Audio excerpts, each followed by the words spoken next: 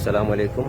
ये Korangi 6 number sector 51C के करीब ये न्यू प्लॉट की कटिंग हो रही है, ठीक है।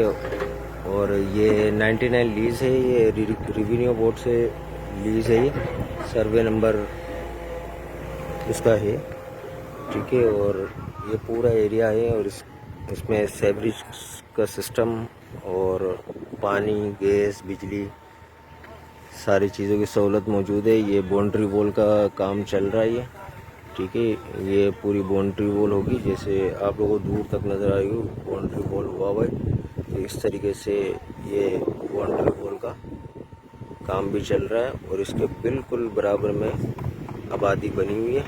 और ये जो है यहाँ पे आप लें और position, hand to hand position लें और अपना घर बनाएं, ठीक है। ये पूरा एरिया है, ये अब एक इसमें जो है तरक्याती काम जारी है।